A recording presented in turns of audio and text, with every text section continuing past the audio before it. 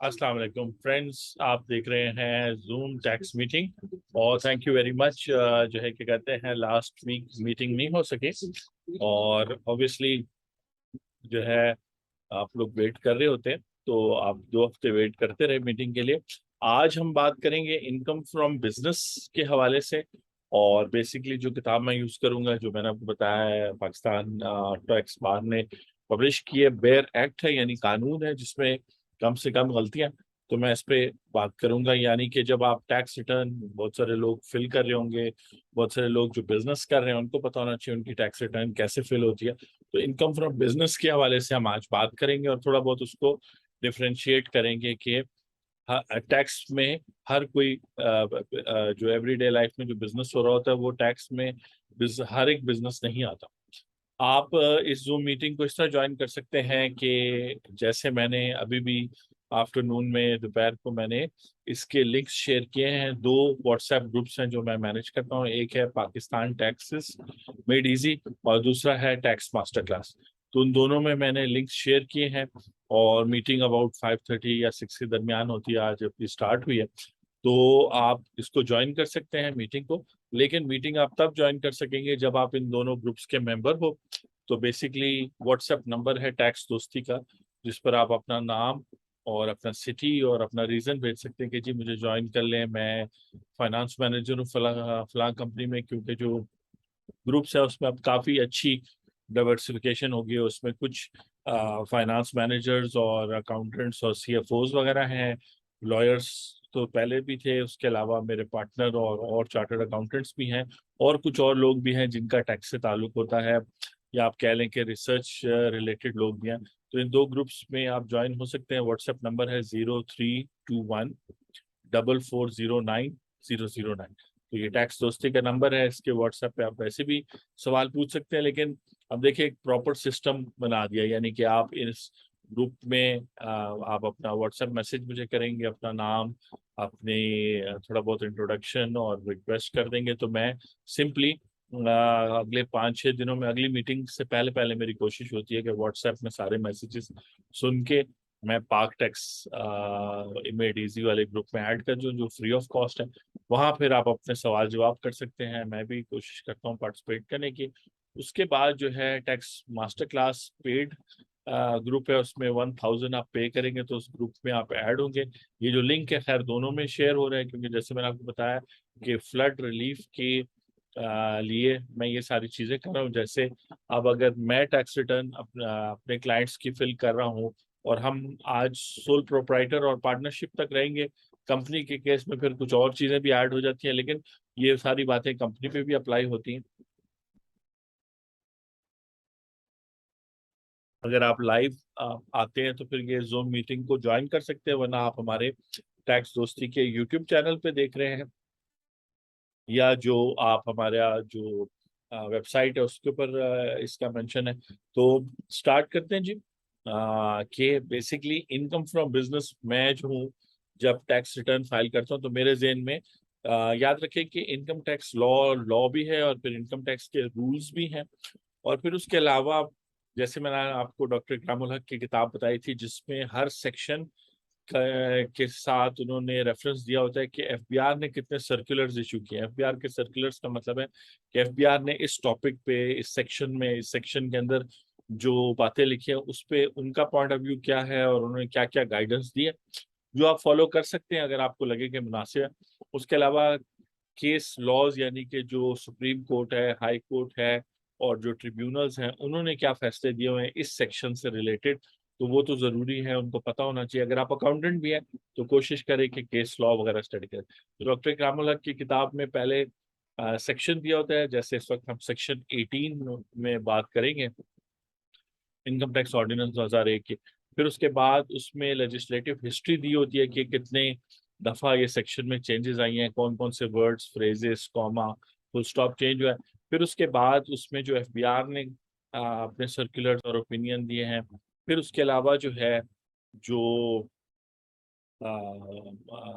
Case laws हैं, यानी supreme court वगैरह ने जो सारे वो दिए हैं, वो सारे इसमें ऐड होते हैं। जैसे मैंने आपको कहा कि आप ज्वाइन कर सकते हैं, तो उमर ने हमें ज्वाइन किया है जी, वेलकम। और बेसिकली आज हम बात करेंगे कि इनकम फ्रॉम बिजनेस जो सेक्शन 18 है 19 है उस पे बात करेंगे। यानी अगर आप अपनी टैक्स रिटर्न या किसी क्लाइंट की टैक्स रिटर्न फाइल कर रहे हैं तो आप जो है वो इनकम फ्रॉम बिजनेस के हेड के नीचे क्या क्या चीजें आपके जहन में होनी चाहिए। तो पहले लॉ पढ़ते हैं, रूल्स पढ़ने का तो टाइम नहीं होगा, लेकिन ऑब्वियसली लॉ अगर समझ आ जाए आपको तो रूल्स भी समझ आ जाएंगे। और फिर उसके अलावा सर्कुलर्स होते हैं, फिर एक प्रैक्टिस होती है। जैसे फॉर एग्जांपल बहुत सारे लोग जो है पेंशन जो है वो सैलरी के हेड के नीचे डाल देते हैं, बहुत सारे लोग पेंशन जो है वो इनकम फ्रॉम अदर सोर्सेज में पेंशन का एक फील्ड बनी हुई है वहां डाल देते हैं। तो ये प्रैक्टिस पे डिपेंड करता है, as long as misstatement ना हो, मिस डिक्लेरेशन ना हो, तो सारी चीजें चलती हैं। इनकम टैक्स लॉ में मैं हूँ जी, और ये मैं पढ़ रहा हूँ, ये जो किताब है बेयर एक्ट है पाकिस्तान टैक्स बार की, पार्ट 4 है। और हेड ऑफ इनकम है income from business. Head of income का मतलब ये है कि, और उमर साहब अगर आपका कोई क्वेश्चन हो, कोई चीज हो, तो आप जो है चैट में पूछ सकते हैं। चैट में अगर आप टाइप करेंगे तो हर और लोग भी देख सकेंगे। आपका कोई क्वेश्चन हो तो आप पूछ ले, मैं बीच बीच में जवाब दे दूंगा, और ये रिकॉर्डेड वीडियो जो फिर आप यूट्यूब पे देख सकेंगे। तो इनकम फ्रॉम बिजनेस की रिटर्न, मतलब जब मैं एक रिटर्न फिल कर रहा होता हूँ और ये कंडीशंस जो मैं अभी पढ़ने लगा हूँ वो शख्स अपनी सोर्स ऑफ इनकम में पूरी कर रहा होता है, तो फिर मैं उसको इनकम फ्रॉम बिजनेस के हेड के नीचे लाता हूँ। तो इसमें थोड़ा सा इस तरह भी है कि ये पार्ट 4 है, फिर डिवीजन 1 है जिसमें इनकम फ्रॉम बिजनेस है, फिर डिवीजन 2 है जिसमें बिजनेस एक्सपेंसेस के बारे में लिखा हुआ है कि कैसे माइनस करने हैं, फिर डिवीजन 3 है जिसमें कुछ स्पेशल बिजनेस एक्सपेंसेस हैं, जैसे रिसर्च एंड डेवलपमेंट है, डेप्रिसिएशन है, अमोर्टाइजेशन है, स्पेशल है। तो देखें आज के सेशन में कहाँ तक हम पहुंचते हैं। तो income from business section 18 income tax ordinance कहता है sub section 1, the following incomes of a person. अब पर्सन से मुराद इंडिविजुअल भी है, पार्टनरशिप भी है और कंपनी भी है। तो the following incomes of person for a tax year, एक टैक्स ईयर में, जिस तरह इस वक्त टैक्स ईयर 2023 चल रहा है, और ये जो मैं बातें आपको बता रहा हूँ ये टैक्स ईयर 2023 की टैक्स रिटर्न जब आप अगले साल फाइल करेंगे या इस साल जो विद होल्डिंग आप करें उससे रिलेटेड है। तो अगर आप 2022 की रिटर्न फाइल कर रहे हैं तो हो सकता है इसमें कोई एक आधा पॉइंट चेंज हो, डिफरेंट हो, तो वो आपने टैक्स ईयर 2022 का जो लॉ है वो देख के करना है, लेकिन जनरली स्ट्रक्चर यही है। तो वो कहते हैं following income of a person for a tax year, और आपको याद होगा कि हमने क्राइटेरिया ले कर दिया कि हर एक सेक्शन में सब्जेक्ट मैटर होना चाहिए। तो यहाँ सब्जेक्ट जो है पर्सन है, टैक्स का जिक्र है। Other than income exempt from tax under this ordinance, ऐसे बिजनेस इनकम्स जो एग्जेम्प्ट हैं उनके अलावा shall be chargeable to tax under the head income from business. यानी कि ये जो सेक्शन है इसका मकसद ये है कि आपको बताए कि टैक्स रिटर्न में, और यहाँ हम नॉर्मल टैक्स रिटर्न की बात करें, क्योंकि जब आप सैलरी टैक्स रिटर्न ओपन करते हैं सैलरीड पर्सन की, यानी जिस शख्स की टोटल इनकम जो आप डिक्लेयर करने जा रहे हैं वो उसमें से सैलरी का कंपोनेंट 75% से ज्यादा है, यानी 100% है या 80% है या मोर देन 70, तो उसके लिए तो आप सैलरीड रिटर्न ओपन करेंगे तो उसमें सिर्फ other source of income salary का और सैलरी का हेड और फॉरेन इनकम का हेड निकलता है। जबकि आप नॉर्मल रिटर्न जब ओपन करते हैं तो उसमें सारे हेड्स ओपन होते हैं, इनकम फ्रॉम सैलरी का हेड भी ओपन होता है, income from property, income from business, इस तरह। तो अब इनकम फ्रॉम बिजनेस के लिए नॉर्मल रिटर्न फाइल करनी है, पहली बात तो ये, और ये चला आ रहा है, मतलब जब से आयरस की भी बात कर लें उससे पहले भी, क्योंकि जो बेसिक स्ट्रक्चर है इनकम टैक्स का वो तो कई, मतलब अब तो 150 साल से पाकिस्तान में ज्यादा होने लगे जो ये बेसिक स्ट्रक्चर जो है सेम।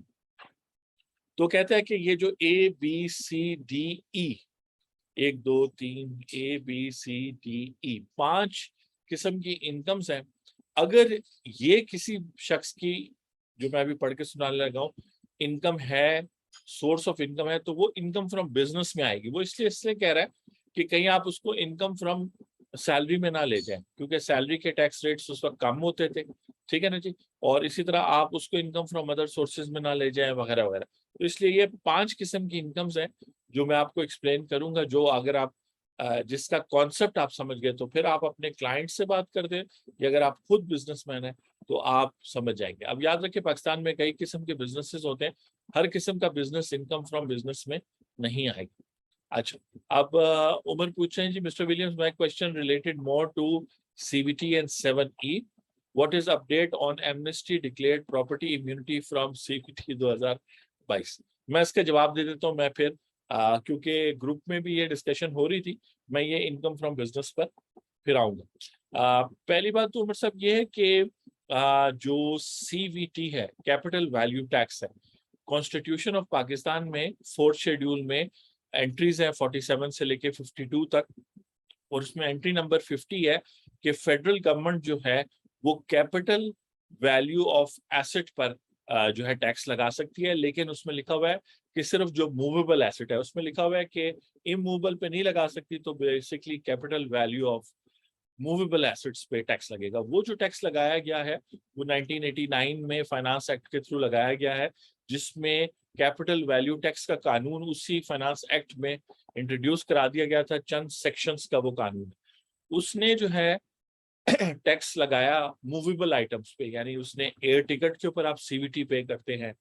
उसके अलावा इस साल टैक्स ईयर 2023 में गाड़ियों पे जो है ना टैक्स लगा दिया था कि जो शख्स गाड़ी होल्ड करता है, लेकिन वो जो है ना रिमूव हो गया था। इसी तरह जो रेजिडेंट पर्सन है उसकी जो फॉरेन प्रॉपर्टी है उस पे सीवीटी टैक्स लग गया, यानी अगर वो फॉरेन प्रॉपर्टी होल्ड करता है तो उसका 1% वो पे करेगा। तो ये सब फेडरल गवर्नमेंट के पास पावर है, और इनकम टैक्स लॉ सेपरेट है और सीवीटी सेपरेट है। कंफ्यूजन यहाँ आती है कि इनकम टैक्स लॉ के अंदर ज्यादातर जो हेड्स हैं, सैलरी का हेड, इनकम फ्रॉम प्रॉपर्टी का हेड, इनकम फ्रॉम बिजनेस का हेड, ये बड़े गौर से सुने, और इनकम फ्रॉम अदर सोर्सेज का हेड, ये जो 4 सोर्स हेड्स हैं आउट ऑफ 5 हेड्स, ये ऐसे हेड्स हैं जो इनकम पे टैक्स लगाते हैं। लेकिन एक ऐसा हेड है जो एसेट पे टैक्स लगाता है, और वो है कैपिटल गेन का हेड।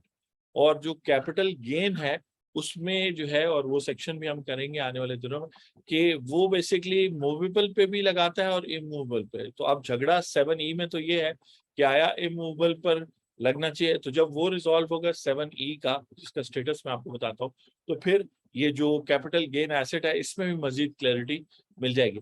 तो इनकम टैक्स लॉ में 4 हेड्स तो ऐसे हैं जो इनकम को टैक्स करें, एक हेड ऐसा है जो कैपिटल एसेट के गेन पे, यानी 10 का खरीदा 15 का बेचा तो 5 रुपए पे वो लगा रहा है, तो उसको सीजीटी कहते हैं, कैपिटल गेन टैक्स। वो इनकम टैक्स की एक टाइप है, जबकि सीवीटी जो है वो अलग कानून है, और उसमें इस दफा उसका स्कोप काफी बढ़ा दिया गया। लास्ट बात ये कि 18 अक्टूबर 2022 को 3rd हियरिंग होगी जो है सेक्शन 7E को जो चैलेंज किया गया है, उस्मान साहब ने चैलेंज किया है, और वो लाहौर हाई कोर्ट में। और इस हियरिंग में गवर्नमेंट के जो लोग हैं, यानी क्योंकि कॉन्स्टिट्यूशनल मैटर है, तो auditor general, accountant general, federal level के भी प्रोविंशियल, वो हाजिर होकर अपनी रिक्वायरमेंट्स देंगे। अगर आप मेरा ओपिनियन पूछते हैं तो मैंने बड़ी मेहनत करके, रिसर्च करके आपको अगले 3 से 5 सालों का सिनेरियो बता दिया based on my 25 years of experience, कि उसमें बेसिकली ये है कि ये कॉन्स्टिट्यूशनल है जिस तरीके से उन्होंने उसकी वर्डिंग की है। जो फोकस किया जा रहा है वो फोकस थोड़ा सा गलत है, फोकस ठीक हो जाएगा।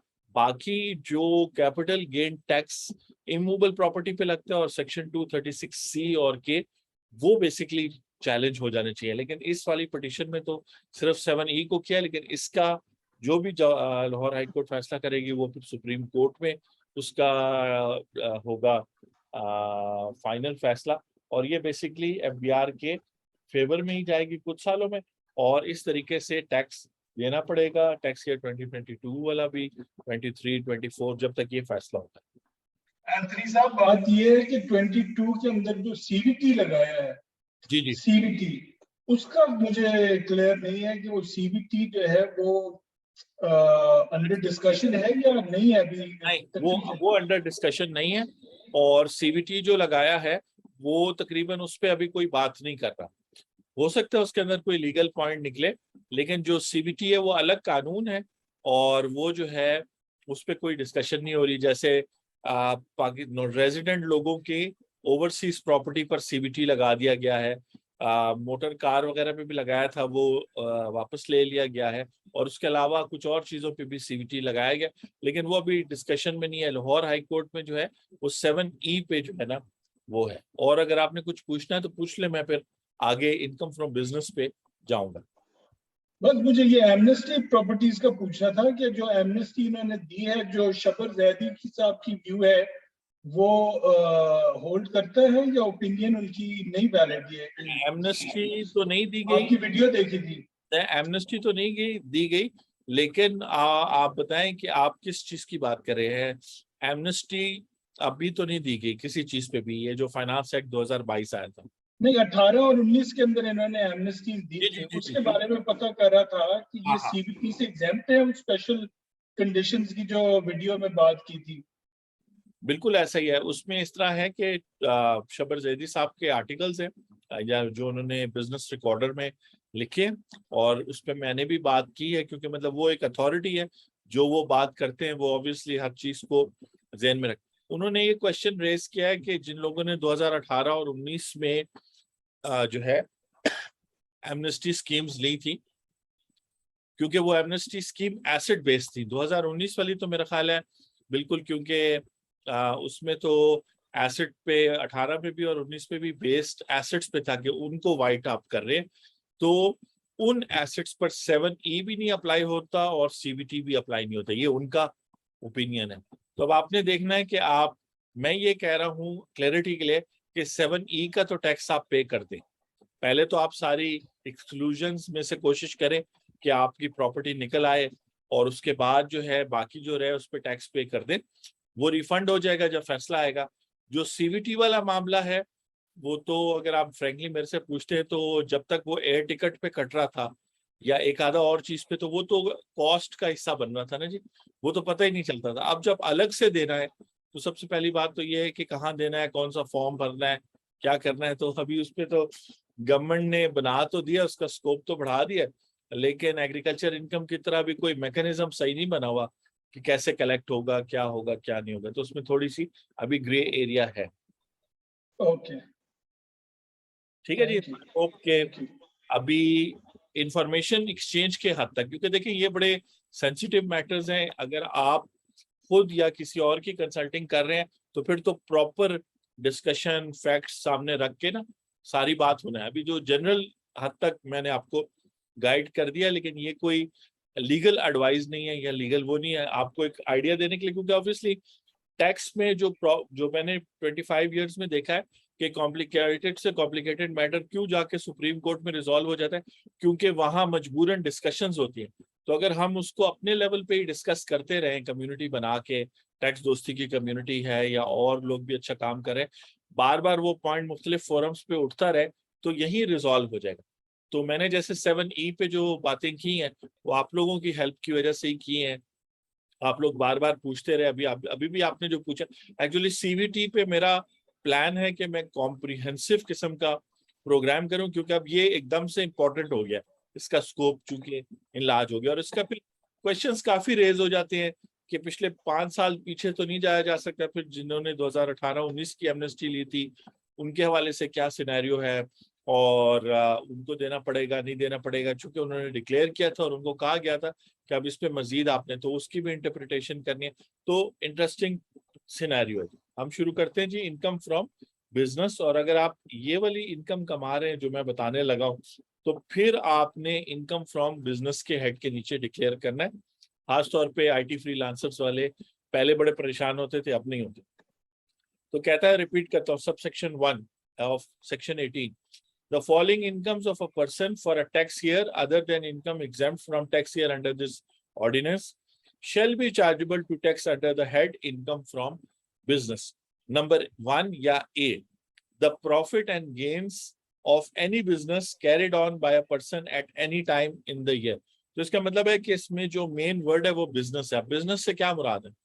बिजनेस से मुराद है कि कोई भी काम जो आप प्रॉफिट के लिए करते हैं, तो जब आप उस पर प्रॉफिट कमाते हैं तो वो जो इनकम आएगी वो इनकम फ्रॉम बिजनेस है। अब इसमें एक बहुत ही इंटरेस्टिंग सिनेरियो है जिसको हम कहते हैं वन टाइम ट्रांजैक्शन या adventure in the nature of business. यानी आप एक डॉक्टर हैं, और ये मैं असल डॉक्टर की बात कर रहा हूँ क्योंकि उन्होंने मेरे साथ शेयर किया था। डिटेल्स इररिलेवेंट है, मकसद ये है कि एक पर्सन है जो डॉक्टर है, और वो डॉक्टर जो है वो साइड पे 1 या 2 गाड़ियां साल में बेच देता है, खरीद के इंपोर्ट करके, या उसे पसंद आती है वो खरीद लेता है, और वो इंपोर्ट करके जो है वो फिर बेच देता है। तो ये वो जो प्रैक्टिस कर रहा है वो तो शायद हो सकता है गवर्नमेंट डिपार्टमेंट में कर रहा हो, यानी कि जो जिसको हम कहते हैं ना कि जो आपका हॉस्पिटल है वहां पर वो सैलरी ले रहा हो, लेकिन ये जो काम कर रहा है ये इसकी इनकम फ्रॉम बिजनेस है, क्योंकि ये इसकी प्रॉफिट है। कुछ लोग ज्वाइन कर रहे हैं, जैसे हमारे बिल्कुल रेगुलर व्यूअर हैं मोहम्मद अली खान। वेलकम अली। अभी हम बात कर रहे हैं, एक तो क्वेश्चन का मैंने जवाब दिया, तो फिर आप यूट्यूब पे देख सकते हैं, और दूसरा जो है वो ये था कि सेक्शन 7E वगैरह का क्या अपडेट है, CVT वगैरह का। हमें ज्वाइन किया है विशाल ने भी, तो वेलकम जी। और बेसिकली आज हम बात कर रहे हैं इनकम टैक्स लॉ में जो इनकम फ्रॉम बिजनेस का हेड है। जब आप नॉर्मल टैक्स रिटर्न फाइल कर रहे होते हैं पाकिस्तान में इनकम टैक्स लॉ के तहत, तो इनकम फ्रॉम बिजनेस के हेड के नीचे कौन कौन सी इनकम्स आएंगी, हम उस पर बात करें। अगर आपका कोई क्वेश्चन है तो आप चैट में लिख लें, मैं थोड़ी देर बाद, क्योंकि अब मैं बता रहा हूँ आपको वो कौन कौन सी इनकम है जो नॉर्मल रिटर्न में आपने इनकम फ्रॉम बिजनेस के हेड के नीचे लिखनी। तो जो फर्स्ट है ए जो है clause A of section 18 of income tax ordinance 2001 में, वो है the profit and gains of any business carried on by a person at any time in the year. एक तो ये कि जो नहीं कि पूरा साल काम किया हो बिजनेस, अगर आपने टैक्स ईयर 2022 में जून में भी शुरू किया है तो आप उस मंथ की इनकम, एक्सपेंसेस या लॉस या प्रॉफिट जो भी है वो आप डिक्लेयर कर सकते हैं, और वो इनकम फ्रॉम बिजनेस के हेड के नीचे शो होगा। अच्छा, बिजनेस से क्या मुराद है? तो मैं ये बता रहा था कि बिजनेस की डेफिनेशन दी हुई है टैक्स लॉ में कि बिजनेस के अंदर ट्रेडिंग भी शामिल है, मैन्युफैक्चरिंग भी शामिल है, लेकिन इसमें प्रोफेशन भी उन्होंने शामिल कर दिया, वोकेशन भी शामिल कर दिया।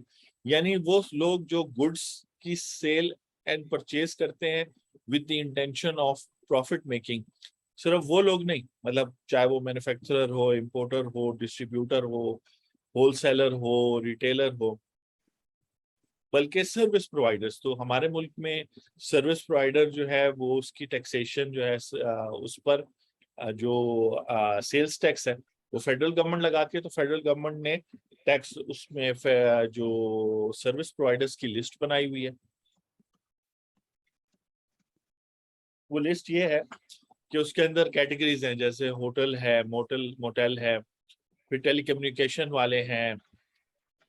ठीक हो गया, बिल्कुल सही है। उसके अलावा जो है क्या कहते हैं, ये है कंसल्टेंट्स हैं, IT वाले हैं। अब ये सब वो सर्विस प्रोवाइडर्स हैं जो जिसको हम कहते हैं कि ये भी बिजनेस की डेफिनेशन में आते हैं। लेकिन आगे मजीद क्लैरिटी देने के लिए उन्होंने कहा है any income derived by any trade, profession और similar association from the sale of goods और provision of services to its members.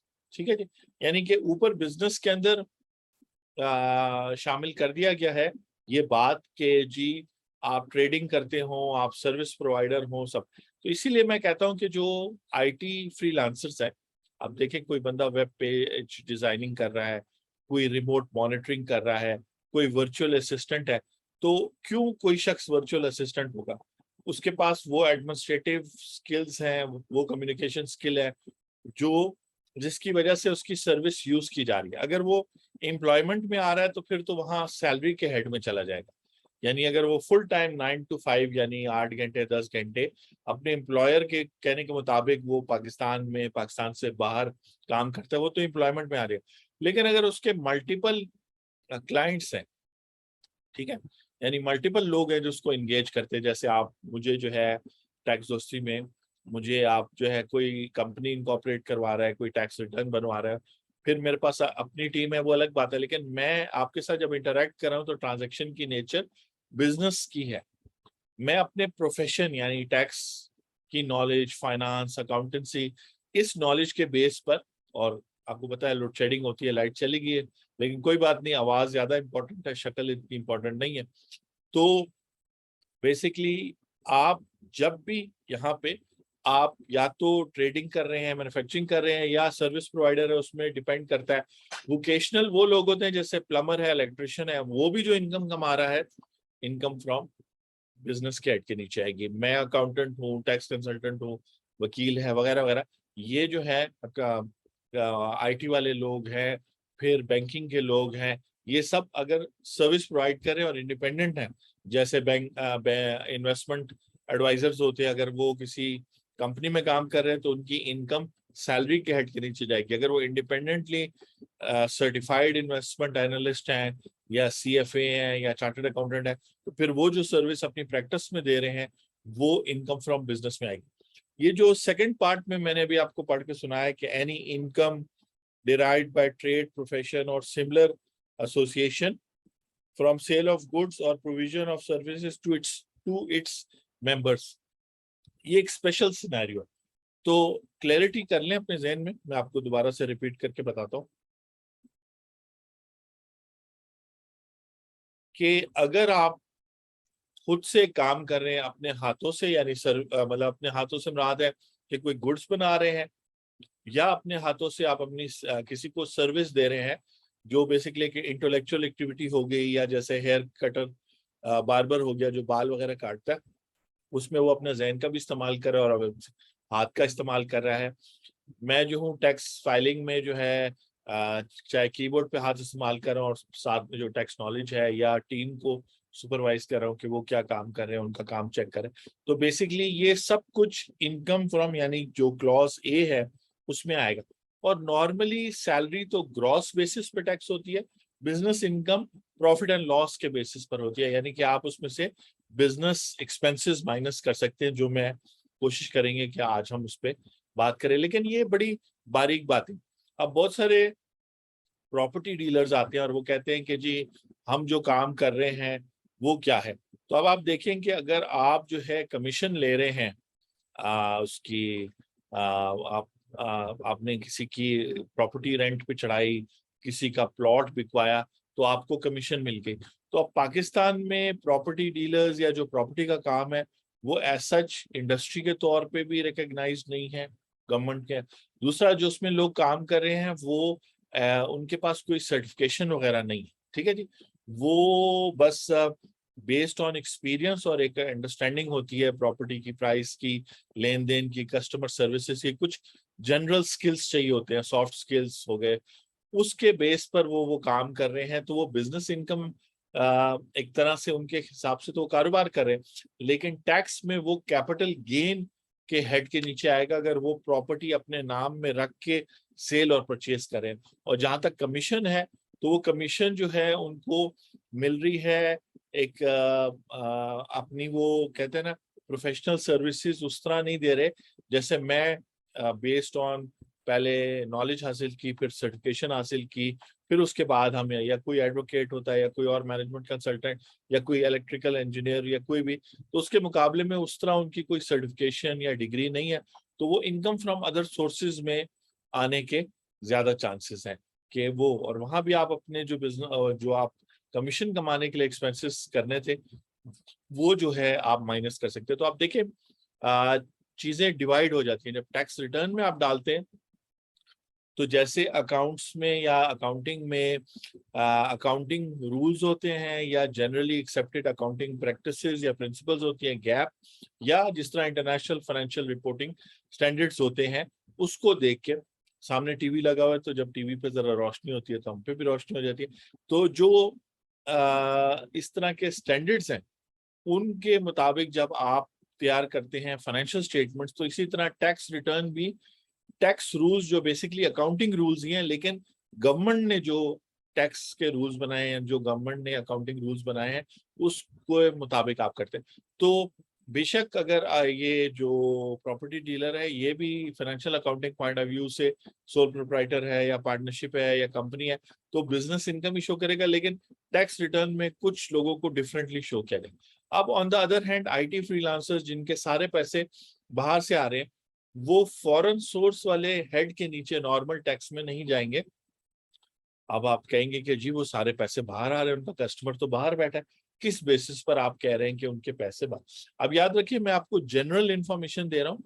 आपने जैसे यहाँ उमर साहब भी अभी थोड़ी देर पहले थे, उन्होंने क्वेश्चन पूछा और उन्होंने कहा कि मैं सेपरेटली आपको, जो आपका व्हाट्सएप नंबर है 0321 4409 009 पर आपसे रब्ता करूंगा और आपसे अलग से डिस्कशन करूंगा। तो वो जो बात मैं वहां करूंगा वो तो एडवाइस हो सकती है, ये मैं आपको इंफॉर्मेशन दे रहा हूं ताकि आपका एक, जिसको कहते हैं ना कि आपको सवाल पूछने में आसानी हो, आपको पता हो कि जी मैं सवाल क्या पूछूं कंसल्टेंट से, या मैं आगे जो है क्लाइंट से, या जो भी सिनेरियो। तो अभी मैंने आपको प्रॉपर्टी डीलर का बताया कि मेरे हिसाब से वो उसकी इनकम स्प्लिट हो जाएगी, जो उसने प्रॉपर्टी अपने नाम से इमूवेबल प्रॉपर्टी जो कैपिटल एसेट है वो उसकी खरीदो फरोख्त की, वो short term long term gains या कैपिटल गेन के सब हेड में आ जाएगा, और जो उसको कमीशन मिली वो इनकम फ्रॉम अदर सोर्स में आ जाएगी। अगर आप उसको समझते हैं कि ये एक वोकेशन है, तो फिर आप उसको इनकम फ्रॉम बिजनेस के नीचे डाल सकते हैं। मैंने आपको कहा था, शुरू में भी डिस्कस कर रहा था कि जो इनकम टैक्स रिटर्न है उसमें जो पेंशन मिलती है रिटायर्ड लोगों को, कुछ लोग उसको सैलरी के हेड के नीचे डाल देते हैं, कुछ लोग उसको इनकम फ्रॉम अदर सोर्सेज में पेंशन के हेड के नीचे डाल देते हैं। अब दोनों सही या गलत नहीं है, मकसद ये है कि आप, मकसद ये हो कि उसको एग्जाम्प्ट शो करना है और कोई किसी किस्म का टैक्स, अनड्यू टैक्स बेनिफिट ना ले, तो उस वक्त तक चीजें ठीक रहती।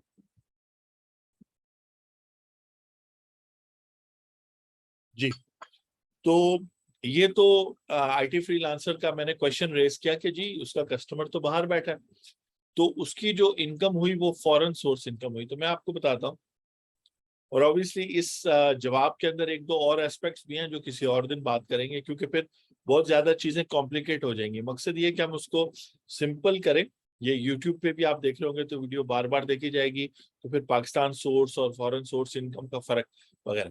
तो एक बच्चा जो यहाँ बैठा है और आईटी फ्रीलांसिंग का काम कर रहा है, टैक्स दोस्ती में हमारे पास बहुत सारे क्लाइंट्स हैं और वो बहुत डिफरेंट डिफरेंट काम कर रहे हैं, और गवर्नमेंट ने भी उनको तकरीबन अभी तक जो है एग्जाम्पशन दी हुई थी। तो उसकी जो इनकम है वो इनकम फ्रॉम बिजनेस के हेड के नीचे इसलिए आनी चाहिए कि ये जो क्लॉज ए कहता है, the profit and gains of any business carried on by a person at any time in the year.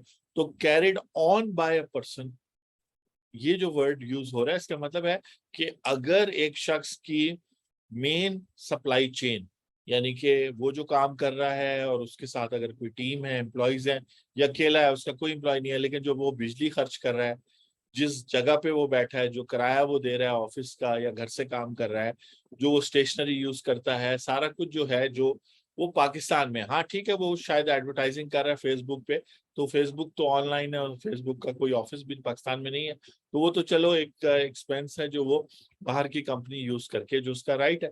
लेकिन जो उसकी मेजोरिटी उसका जो सप्लाई चेन है, ठीक है, वो पाकिस्तान में, तो वो पाकिस्तान से बैठ के बिजनेस कर रहा है, बेशक उसका एक भी क्लाइंट पाकिस्तान में नहीं, उसके सारे क्लाइंट बाहर। तो उस बेसिस पे तो उसको टैक्स एग्जेम्पशन या टैक्स क्रेडिट या उसको बड़ा मिनिमम टैक्स अब टैक्स ईयर 2023 में दे रहे हैं।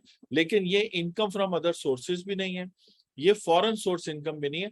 बेशक क्लाइंट की तरफ से बाहर से पैसे आ रहे ये, लेकिन ये इनकम फ्रॉम बिजनेस है, क्योंकि यहाँ क्लॉज ए में, अब आप देखें ना, क्लॉज ए, और मुझे वो लोग बुरे लगते हैं जो एक जुमला पकड़ के उस पर पूरा लेक्चर दे देते हैं। अब मैं भी वही काम कर रहा हूँ, तो मैं आगे की तरफ चलता हूँ, लेकिन इसमें बहुत कुछ है समझने के लिए, तो आप जरूर टाइम लगाएं। क्लॉज ए ऑफ सेक्शन 18 या clause A of section subsection 1 of section 18।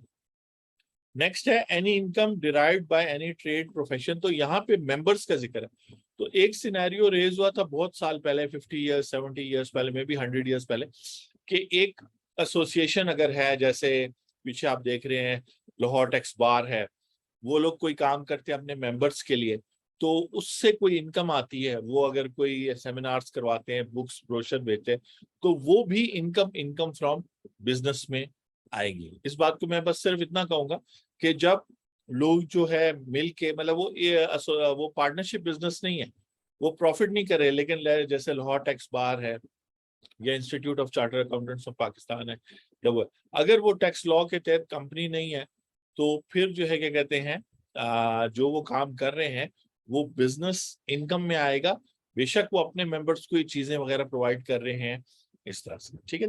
और इसके पीछे कॉन्सेप्ट्स हैं, जैसे मैंने आपको बताया था इस पॉइंट पर कि ये जो जूम मीटिंग्स हो रही है इसमें पालकीवाला साहब की किताब, जो इंडियन लेजेंडरी कॉन्स्टिट्यूशन और टैक्स के लॉयर भी थे और बड़ी पर्सनालिटी थे, उनकी जो 20th एडिशन है उसके अंदर जो है म्यूचुअल कंसर्न का कॉन्सेप्ट दिया गया है, और इस सेक्शन के अंदर उसको एक्सप्लेन किया गया है, ये जो मैं क्लॉज बी पढ़ रहा हूँ, कि बेसिकली अगर आपस में भी आप लोग वो करते हैं, कोई इंटरेक्शन करते हैं और उसमें कोई प्रॉफिट होता है, गेन होता है, इसीलिए यहाँ लिखा है एनी इनकम डिराइव, तो वो भी इनकम फ्रॉम बिजनेस के ऐड के नीचे आएगा और फिर वो भी टैक्सेबल होगा। तो अगर ये बात ना करते तो फिर शायद ऐसे लोगों को टैक्स से बेनिफिट मिल जाता, टैक्स अवॉइडेंस का मौका मिल जाता, तो ये चीज है। तो यहाँ ये जो बी पॉइंट है और इसकी एक्सप्लेनेशन भी ऐड की गई। For removal of doubt it is clarified that income derived by cooperative societies from the sales of goods, immovable property or provision of services to its member is and has always been chargeable to tax under the provision of this ordinance। यानी कि जो cooperative societies हैं, जैसे मैं भी एक cooperative society में रहता हूँ, तो बेसिकली कोऑपरेटिव सोसाइटी जब इमूवेबल प्रॉपर्टी बेचते हैं अपने मेंबर्स को, अपने गुड्स बेचते हैं, यानी आप सोसाइटी में रह रहे हैं तो वो फिर आपको पानी भी सप्लाई कर रहे हैं, हो सकता है वो आपको और उस पर जो बेनिफिट होता है, वो जो गेन होता है वो टैक्सेबल होता है। ऐसी बात अगर वो ना करते तो म्यूचुअल कंसर्न के कानून के तहत उनको जो है वो टैक्स अवॉइडेंस का मौका मिल जाता है। म्यूचुअल कंसर्न क्या, वो मैं फिर पालकीवाला साहब की किताब law and practice of income tax जो है उसमें अच्छी तरह स्टडी करके, क्योंकि वो किताब वैसे ही उसको 70 ईयर्स हो गए, और फिर पालकी साहब और जो ऑथर्स थे वो बहुत जाइंट्स थे, तो उस किताब के एक एक सफ़े को 5-5 दफा पढ़ना जरूरी है, फिर उसको लिखकर आप तक आसान करने के लिए, वरना मुश्किल करके तो कोई भी बता सकते हैं। या वो मैं किताब अभी अपने साथ ही रख रहा था, वहाँ रैक में पड़ी, इतनी मोटी किताब है, वो किताब दिखा के रोब तो जमाया जा सकता है, लेकिन एक्सप्लेन करने में मेहनत बड़ी लगेगी, लेकिन यही फिर चैलेंज है। और 25 सालों के एक्सपीरियंस के बाद कम से कम पालकीवाला साहब की किताब वो पढ़ने के काबिल हो गए, ये बड़ी बात है। थर्ड क्लॉज सी, ये जो इनकम है ये भी इनकम फ्रॉम बिजनेस में आएगी। Any income from the hire और lease of tangible immovable property, यानी गाड़ियां आपने लीज करवाई, आपका जो लेसर है, यानी जिस बैंक ने या जिस ऑर्गेनाइजेशन ने आपको गाड़ियां लीज करके दी, वो जो है वो जो इनकम कमा रहा है उसकी इनकम फ्रॉम बिजनेस होगी। अब आप कहेंगे कि ये तो ठीक है ना, गाड़ियों की सेल परचेज या गाड़ियों को किस्तों पे देना, जैसे वॉशिंग मशीन को, इसमें वॉशिंग मशीन भी आती है क्योंकि उसने लिखा है टेंजिबल मूवेबल, तो इसमें पेटेंट वगैरह शायद ना है, लेकिन वॉशिंग मशीन भी आती है, गाड़ी भी आती है, मोबाइल भी आती है। दराज पे आप दराज.pk पे खरीदें, या वैसे कंपनीज बनी है, या फिर लीजिंग कंपनीज होते हैं जो बड़े वो करते हैं, तो आप कह रहे हैं ये तो बिजनेस है ना, लेकिन नहीं, टैक्स लॉ में चूंकि कुछ रूल्स होते हैं कि जब तक वो एसेट जो है, मतलब अब आप लीज का जो कॉन्सेप्ट है टैक्स लॉ में, उसमें ये है कि आप लीज पे ले रहे हैं और गाड़ी 5 साल बाद आपकी ओनरशिप में आएगी, तो अभी तो बैंक के पास है, तो फिर बैंक वाले जो है उसके ओनर है, तो डेप्रिसिएशन फिर वो क्लेम कर सकेंगे, क्योंकि अभी इसके बाद जो है, आज तो शायद पॉसिबल ना हो, मैं बस इस सेक्शन को कोशिश करूंगा कि खत्म करूं, क्योंकि बहुत सारी चीजें जो मैं सोच रहा हूँ तो मैं आप बता रहा हूँ, बहुत सारी चीजें मेरे बताने से सुनने से होगा, लेकिन अब आप टैक्स रिटर्न जब फाइल करें, और मैं उस पर थोड़ा आ भी जाता हूँ इस बात को कंप्लीट करके, कि आप कहेंगे ठीक है ये तो काम है, मैं गाड़ी लीज कर ली और 5 साल बाद बैंक ने मेरे नाम पे कर दी, मैंने सारी किस्तें दी वक्त पे, गाड़ी मेरे नाम पे होगी, वो बिल्कुल ठीक है। लेकिन ये टैक्स लॉ में जो हेड है इनकम फ्रॉम बिजनेस, बेसिकली ना तो बैंक ट्रेडिंग कर रहा है, ट्रेडिंग तो कर नहीं रहा, ट्रेडिंग का तो मतलब होता है चीज आपको बेच दी, तो ओनरशिप अपने पास रखेगा, बेशक गाड़ी आप, तो ट्रेडिंग नहीं है, मैन्युफैक्चरिंग तो वैसे नहीं कर रहा गाड़ी आपको बेचने से, होलसेल और डिस्ट्रीब्यूटर और रिटेलर वाला काम भी नहीं कर रहा, क्योंकि गाड़ी की ओनरशिप ट्रांसफर नहीं हो रही ना, और सर्विस भी नहीं प्रोवाइड कर रहा। क्योंकि सर्विस में भी ये होता है, तो ना प्रोफेशनल सर्विस दे रहा है, ना वोकेशनल है, ना बिजनेस की डेफिनेशन के अंदर आने वाली ट्रेडिंग और वो, तो जब नहीं है तो इसको समझे, इस एक्टिविटी को अगर यहाँ ना नहीं बताया जाता कि ये इनकम फ्रॉम बिजनेस के हेड के नीचे आएगी, तो ये फिर इनकम फ्रॉम अदर सोर्सेज में चली जाती, और वहां पे फिर शायद कोई बेनिफिट है तो टैक्स वाले बिजनेस इनकम या वो सारे बिजनेस एक्सपेंसेस का बेनिफिट ना ले सकता, क्योंकि इनकम फ्रॉम अदर सोर्सेज में भी जो इनकम आती है उसमें से आप टैक्स उसमें मुख्तलिफ एक्सपेंसेस डिडक्ट करते हैं, लेकिन वो लिमिटेड एक्सपेंसेस, तो वो पूरा फायदा शायद इस इंडस्ट्री ने, लीजिंग इंडस्ट्री ने रिक्वेस्ट की कि जी हमारी इनकम इधर डालें, या वर्ल्ड ओवर ये प्रैक्टिस होती है, तो ये सब चीजें हैं जो आती है। अब मैं आता हूँ टैक्स रिटर्न पे।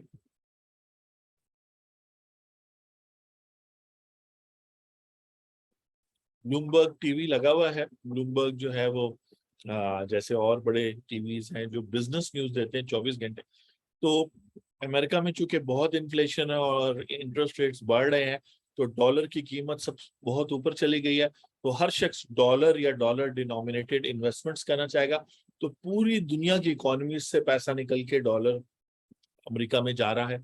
और जो है क्या कहते हैं, जिन लोगों ने ऑलरेडी डॉलर्स या डॉलर डिनोमिनेटेड एसेट्स होल्ड किए थे वो बेचना शुरू हो गए, क्योंकि उनको काफी सारा मुनाफा होगा, चाहे वो जापान, चाइना, पाकिस्तान की गवर्नमेंट्स हैं या इंडिविजुअल लोग हैं या कंपनीज हैं या जो भी है।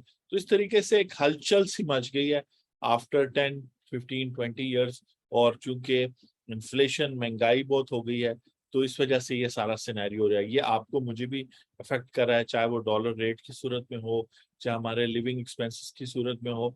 अब एक तरह से मैं कहूंगा कि आप और मैं अपने ही मुल्क में रहते हुए इंटरनेशनल रेट्स पे करें, और भी दुनिया ग्लोबल हो गया। इंटरनेशनल रेट पे करने का मतलब है कि वो जो पेट्रोल कंपनीज हैं, वो जो एडवर्टाइजिंग कंपनीज हैं, फेसबुक, वो जो इंटरनेट कंपनीज हैं जिनको आप पेमेंट कर रहे हैं, उनकी पेमेंट बढ़ गई, आपको ज्यादा पे करना पड़ा है उसी सर्विस या गुड्स के लिए। प्रॉफिट मार्जिन उनके बढ़ रहे हैं और आपके लिविंग स्टैंडर्ड्स नीचे आ रहे हैं, क्योंकि अब आपके पास डिस्पोजेबल इनकम कम हो रही है। तो ये ग्लोबलाइजेशन का नेगेटिव इफेक्ट है जो इंडिया, पाकिस्तान, बांग्लादेश और हर वो कंट्री जो अभी तक फाइनेंशियली स्टेबल नहीं हुई, या जिनके लोगों पर डायरेक्टली जो है ये खर्चे आ जाते हैं, क्योंकि बहुत सारी ऐसी कंट्रीज हैं जो शील्ड करती हैं। यूरोप में ऐसी मुल्क हैं और अमेरिका में भी किसी हद तक, जहाँ पे आप प्रोटेक्टेड होते हैं एकदम से, ये जो कंपनीज की प्राइस में इजाफा हुआ है जो आपको पे करना पड़ा, वो नहीं होता। इनकम टैक्स रिटर्न में मल्टीपल टैक्स रिटर्न है। पहले सैलरीड और नॉर्मल होती थी, अब स्मॉल ट्रेडर की, आज ही बिजनेस रिकॉर्डर जो बिजनेस का अखबार है मेरे पाकिस्तान में, उन्होंने कहा है कि एक नई टैक्स रिटर्न बिजनेस ट्रेडर्स के लिए लॉन्च की गई है।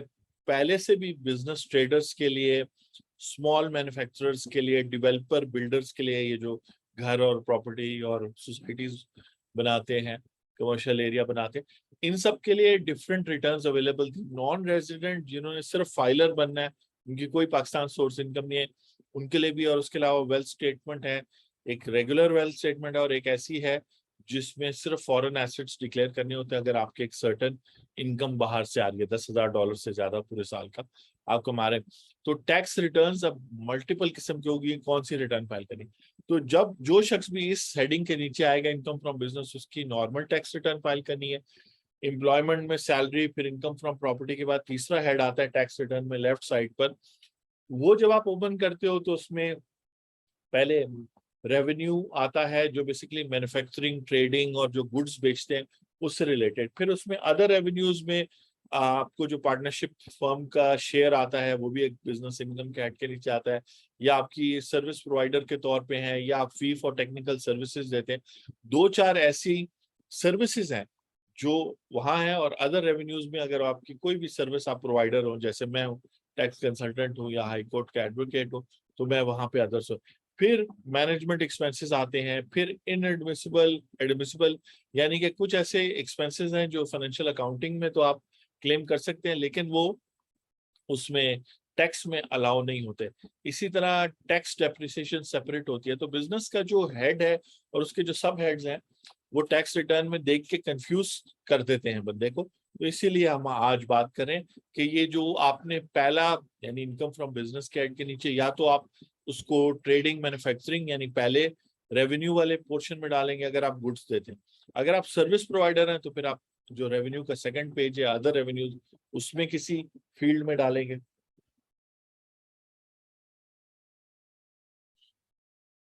चाय चूंकि ठंडी हो जाती है तो आप सब लोग सुन तो रहे गौर से, लेकिन चाय भी पीना जरूरी है। अच्छा, अब ये तो मैं बात कर रहा था, तो आज हम जो बात करें वो आपको हेल्प करेगी कि जो टैक्स रिटर्न आप 2022 की 21 की, ये तो एक स्टैंडर्ड चीज है। वो जो आप रिटर्न इनकम जो भर रहे हैं नॉर्मल रिटर्न, उसमें इनकम फ्रॉम बिजनेस में हर वो शख्स जो बिजनेस कर रहा है वो है, लेकिन आपके हिसाब से नहीं, इस डेफिनेशन के हिसाब से। फिर मुख्तलिफ सिनेरियोस, कॉर्पोरेट सोसाइटी वगैरह की इनकम, फिर ये जो टेंजिबल लीजेबल इनकम है उसके वो होंगे।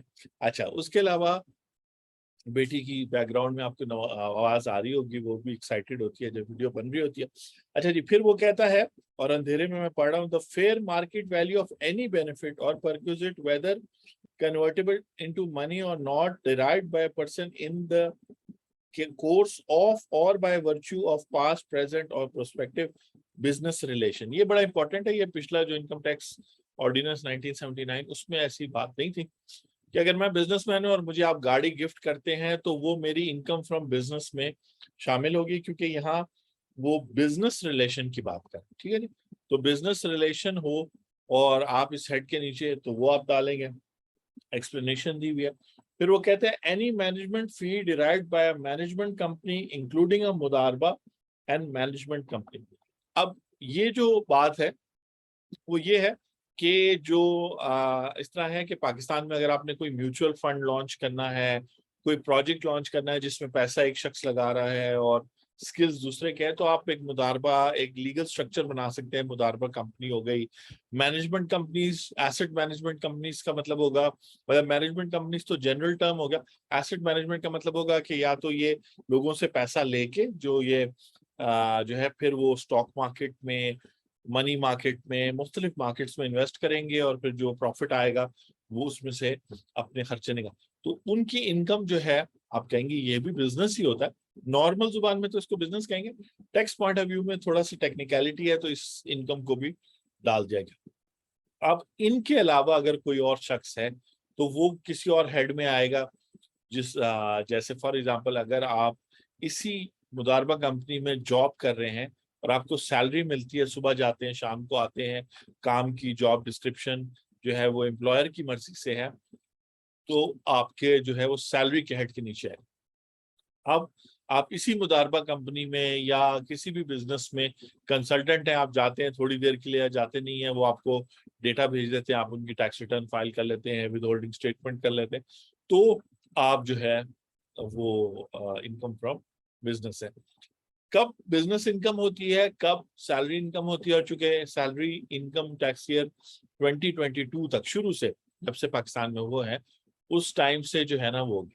अच्छा जी, सवाल पूछे जी, मोहम्मद अली कह रहे हैं सर कि franchise fee for 10 years is recognized in single entry or should it be amortized over years and should it be considered other revenue, is there some other way?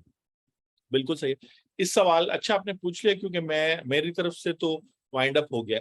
जो इंपॉर्टेंट बातें मैंने आज की थी, अब मैं वो पालकी वाला साहब की किताब जो है उसके अंदर देख के मैं इस, वो कहते हैं ना कीड़े निकालने वाली बात है, कीड़े निकालने का मतलब बारीकियों में जाने की जो बात है, मैं ये बताने के बाद उस किताब का उसको देख के, और फिर मैं अगले फ्राइडे आपसे मुलाकात होगी जूम मीटिंग पे, जो बाद में यूट्यूब के ऊपर टैक्स दोस्ती चैनल पे अवेलेबल होती है, तो मैं आपसे शेयर करूंगा। अब ये जो सवाल पूछा, मुझे लग रहा है कि बिल्कुल अली ने ना, जो हमारे बिल्कुल अली फर्स्ट जब से जूम मीटिंग हो रही है रेगुलर यार, तो Ali thank you very much.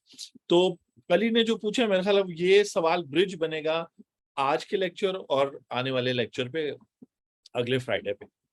और फ्राइडे को मैंने कोशिश ये की होती है, टीम को भी छुट्टी दी होती है, वो लोग अपना काम घर बैठ के कर रहे होते हैं, मैं जो है यही रिसर्च और उसमें पहले भी, और अब आपकी बात होगी फ्रेंचाइज की तो बात करें। कहता है कि फ्रेंचाइज फी जो है 10 साल के लिए रिसीव होगी। हम ये बात कर लेते हैं कि रिसीव हो गई, जिसने पे किया उसका तो एक्सपेंस है, उसको तो फ्रेंचाइज मिल जाएगी, वो तो प्रॉफिट और गेन करेगा, या तो वो मैकडोनल्ड्स खोल लेगा, या अगर वो कोई सर टोनी एंड गाय की फ्रेंचाइज है तो वो बाल काटने का बार्बर की फ्रेंचाइज हो जाएगी, तो वो तो बिजनेस कर रहा है फ्रेंचाइजी, फ्रेंचाइजर जो है उसकी इनकम क्या होगी?